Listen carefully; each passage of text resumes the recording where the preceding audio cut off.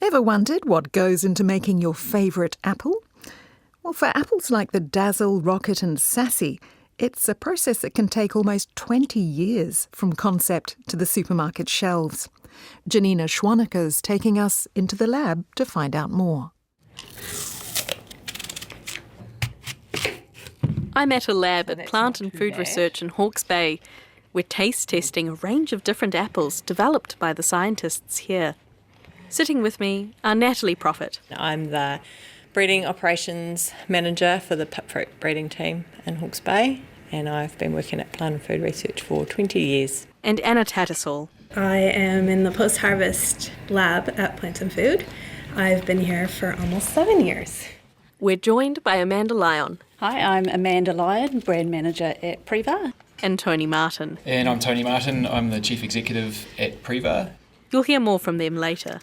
Now back to the taste test. So this is one that's come through our program called Sassy. This one sort of stood out because of its unusual shape. So it's very conical looking, so it's quite easily differentiated from a lot of other sort of round apples. It has really good red colour coverage, so it's usually in the high 90% for sort of red all over, which is another appealing characteristic.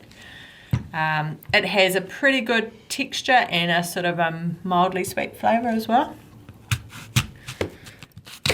Another good attribute of this one is it's quite early maturing too. So it's often picked before Royal Gala, which is sort of the main sort of staple in the industry. So anything that is harvested prior to Royal Gala is a bonus. Plant and Food Research is a Crown Research Institute.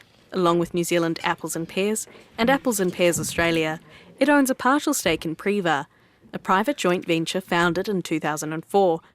Prevar develops and sells new apple and pear varieties. It holds exclusive access to the genetic material in Plant and Food Research's apple and pear repository, allowing them to license these varieties. Some of them you'll be familiar with. So this one's Dazzle. This is the Dazzle. This is Dazzle. Can you describe it for me? Okay, so it's very attractive. It's always very even, very clean, very red. Some people liken it to a cricket ball. It's a really easy apple to grow. For us, it's a really good parent. It pollinates really well, which is always a bonus for us. Time for a tour to see what the team has been busy working on. From the labs inside where new breeds are developed, to the glasshouses outside where these new varieties are grown. This is our main breeding lab, so at the moment there's a lot happening in here. Normally when we're doing fruit evaluating there'd be 5 people in here. We'd be tasting apples all day, 4 or 5 days a week. Do you get a bit sick of them? Absolutely. Considering a lot of it's not particularly nice to eat, but you've got to sift through those ones to find the good ones. What kind of qualities are you looking for when you're doing those taste tests? So the main one is texture, so it needs to be crisp most of all, as well as firm, juicy, and then we sort of move to flavour, which is sweetness with usually some acidity to balance it out, but then there might also be other aromatic flavours that you can get through, but then it's also like a lack of undesirable things, so you don't want things that are bitter or astringent, so it's kind of a combination. And then after the taste sort of side of it is the aesthetics as well, so it needs to look nice. People eat with their eyes. The Plant and Food Research team cross-pollinate 10 to 100 pairs of parent plants, creating thousands of seeds to be planted in the glasshouse next season. Up to 12,000 seedlings are then transferred to the nursery, some of which will later be grafted onto rootstock. So these are all pollens that we've collected over the years, and we keep them because sometimes like I said, the father may not flower before the mother, so we can use frozen pollen out of the freezer. How long can they survive? We've used pollen that could be 4, 5, 6, 7 years old. We test it before we use it to make sure it's still viable, because we're not storing it in any particular way, it's just in the freezer basically. So I'll just get one of these out and I can show you. I love this, and I can chuck this one away because this is just galaxy.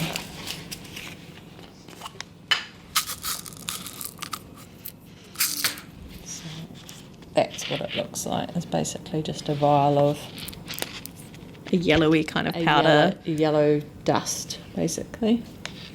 Wow. Does it have a smell as well? Not really. No, apple pollen doesn't. Pear pollen is quite smelly. It's quite Yeah, fragrant. it has quite a pungent smell to it.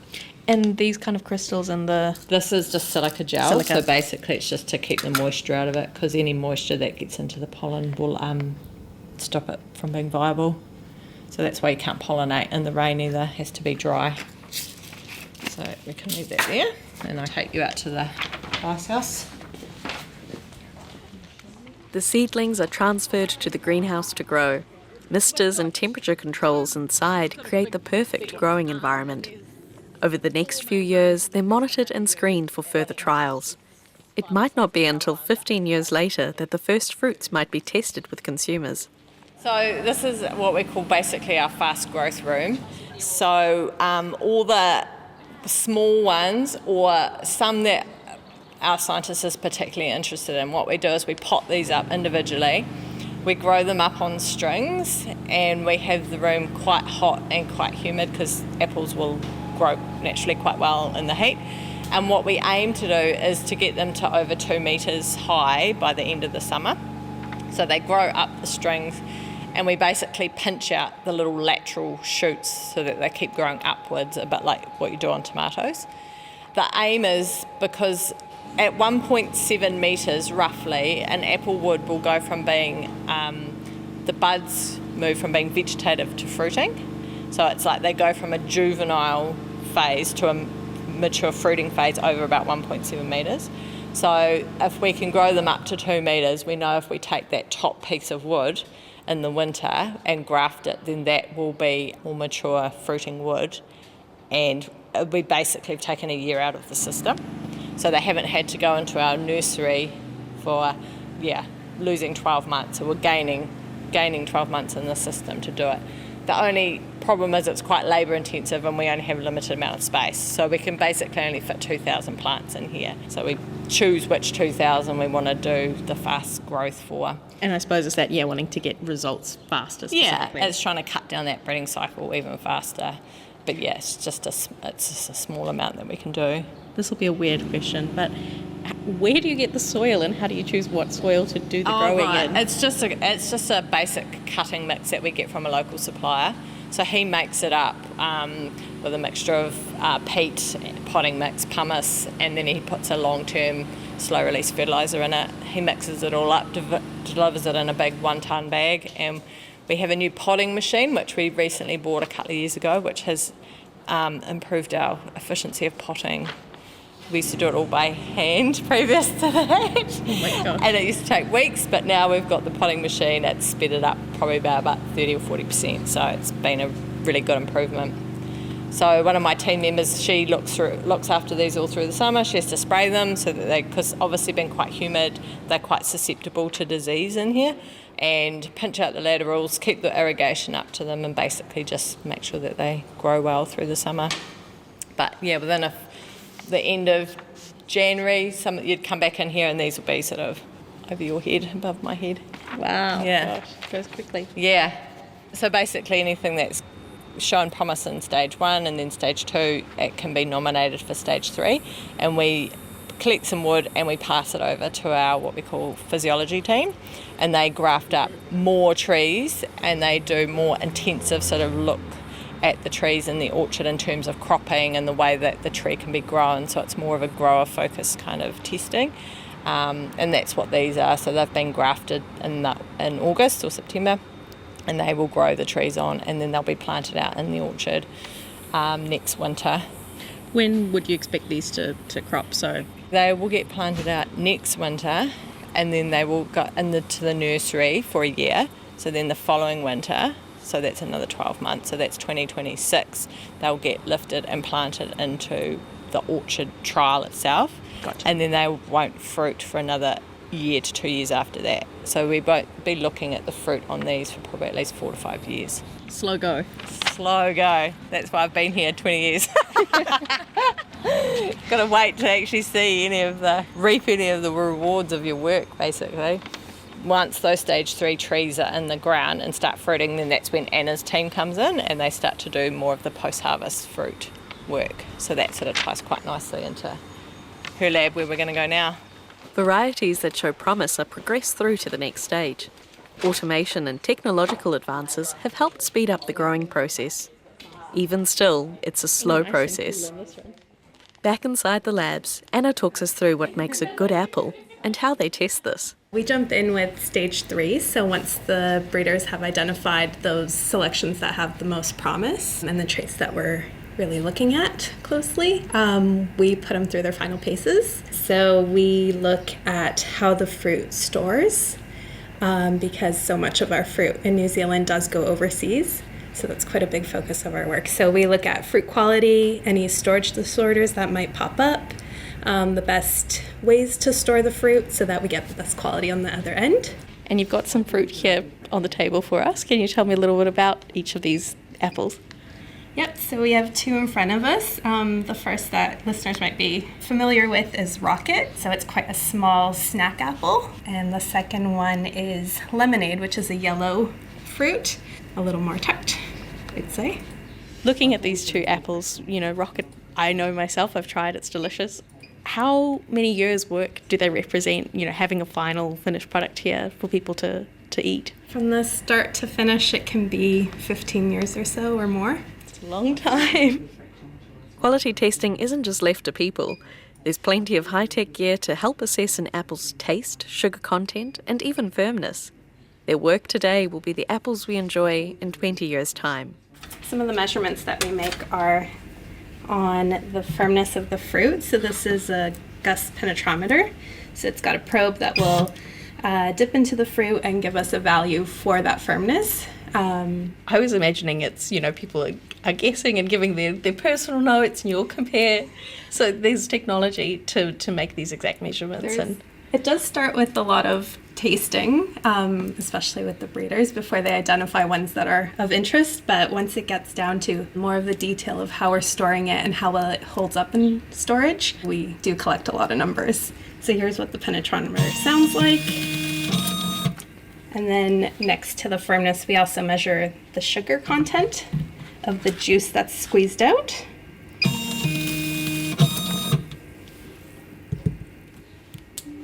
One of the more detailed ones, we often measure internal ethylene concentration. So we can control ethylene in storage to lock in the freshness of the fruit. So we use 1 MCP, and that blocks the ethylene receptors.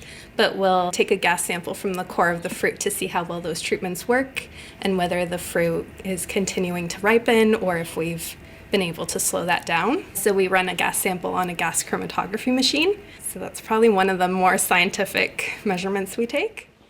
Prevar, which just recently celebrated 20 years of operations, helped shape the future of the industry by detailing what they're looking for.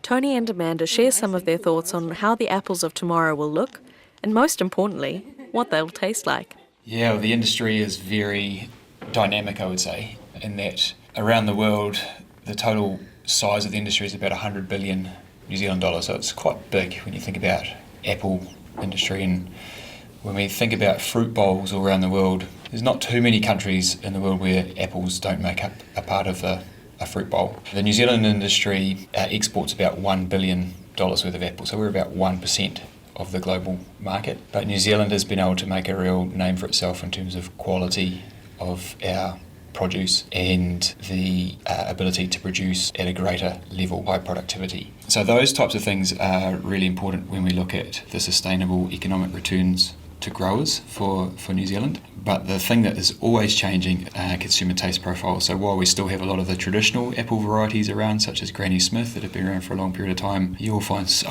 many different apple varieties available now in the global marketplace. Consumers have expectations now in terms of crunch, flavour, that texture, the sweetness or acidity of the apple. So as the apples have been improving over time, so have been the lifting expectations of consumers. And we definitely see trends in terms of even further expectations around better nutrition, elevated vitamin levels, things like that consumers are definitely going to look for more in their apples of the future. How do you track those sort of consumer trends? Is it something that you get from the supermarkets? You see what people have stopped buying and what people are buying. Is it feedback from growers? Is it feedback from the consumers themselves?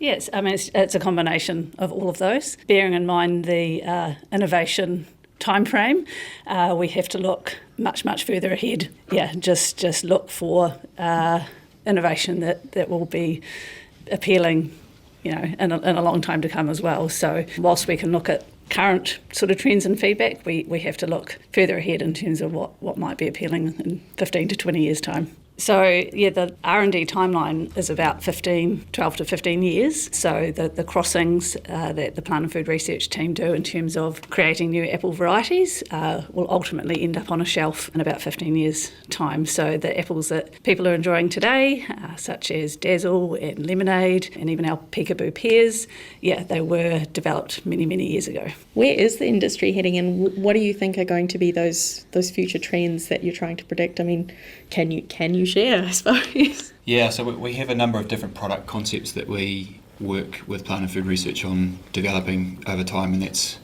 based on looking out into the next 10 or 15 years. So consumer traits, absolutely a key driver of that in making sure we're meeting those changing needs of consumers. But there's also a lot of things we have to factor in from the grower perspective. So, of course, environmental sustainability and our opportunity to really make apples a much more appealing crop, not only to retailers and to consumers, but also for growers and investors and how they want to use their land. With that comes a lot of focus on things like disease resistance, and if we can breed disease resistance into our apples, it means that, well, you have a much higher yield in your crop because it's less likely to be affected by the disease.